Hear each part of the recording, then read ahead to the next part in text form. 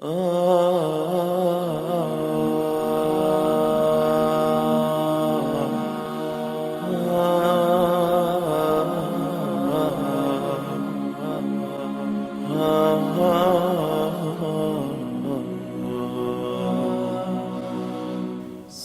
کے اندر بہت بڑی طاقت ہے. اچھی سوچ ہو یا منفی سوچ، تو پہلا نقصان منفی سوچ کا یہ ہوگا، اگر آپ اسے نہیں روکیں گے تو آپ وہ کام کر بیٹھیں گے. دوسرا نقصان یہ ہوگا شرعی حوالے سے، اگر آپ اس سوچ کو نہیں روکیں گے. سوچ کے 5 سٹیجز ہوتے ہیں، اچھی طرح سے ذہن میں رکھیے گا. اور 5 سٹیجز کے اپنے اپنے علماء نے، فقہاء نے، میں ان کی عظمت پہ قربان جاؤں، دین کو سمجھنے والے یہ درویش صفت انسان جدید دور کے سائیکالوجسٹ اور ماہرین نفسیات کو کتنا پیچھے چھوڑ کے چلے گئے. 7ویں صدی ہجری کے، 4تھی صدی ہجری کے، 5ویں صدی ہجری کے ائمہ کا بھی اس بات پر اتفاق نظر آتا ہے کہ سوچ کے 5 لیول اور 5 سٹیجز ہوتے ہیں. پہلا سٹیج اس کو حاجز کہتے ہیں. حاجز خیال آتا ہے، بس گزر جاتا ہے، یہ معاف ہے. دوسرا سٹیج اس کو خاطرہ کہتے ہیں کہ وہ خیال اپنی جگہ ڈھونڈنے لگتا ہے آپ کے دماغ کی میموری کے اندر.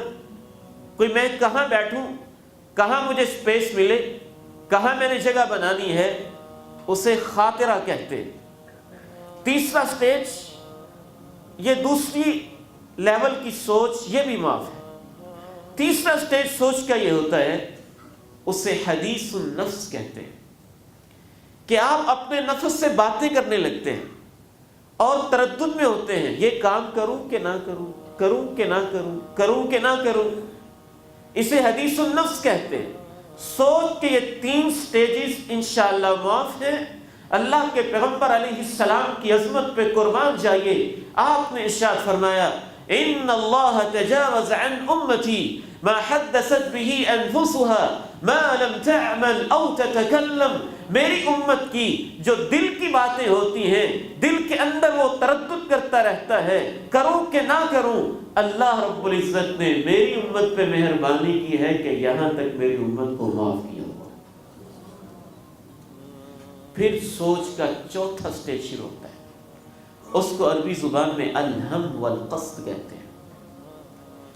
پہلے خیال آیا تھا، پھر اس نے جگہ بنائی، پھر آپ نے سوچا کروں کہ نہ کروں.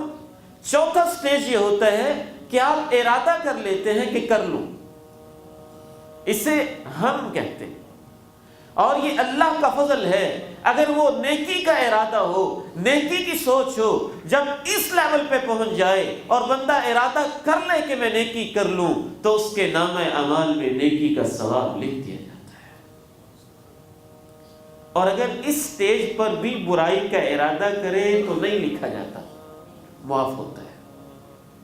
اور اگر برائی کا ارادہ چھوڑ دے تو اس کے نامہ اعمال میں برائی کے ارادے کو چھوڑنے کی ایک نیکی لکھی جاتی ہے.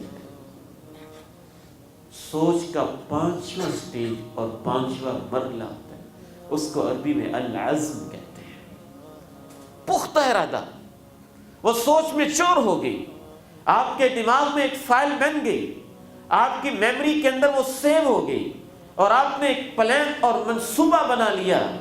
قاضی عیاض رحمہ اللہ تعالی صحیح مسلم کی شرح کے اندر لکھتے ہیں، فقہاء اور محدثین میں اکثر کا اس بات کے اوپر اتفاق ہے کہ جب سوچ گزرتے گزرتے حاجز کے مرحلے سے گزری، پھر وہ خاطر بن گئی، خاطرہ کے مرحلے سے گزری، پھر وہ آپ کا ہم اور ارادہ بن گیا، پھر اس کے بعد آپ کے اندر تھوڑی تھوڑی پختگی پیدا ہونا شروع ہو گئی، حدیث النفس کے مرحلے سے گزر گئی.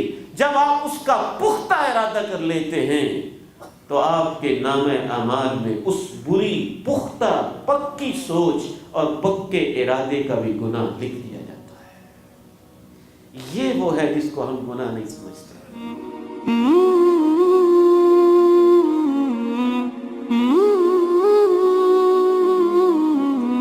Mm-hmm.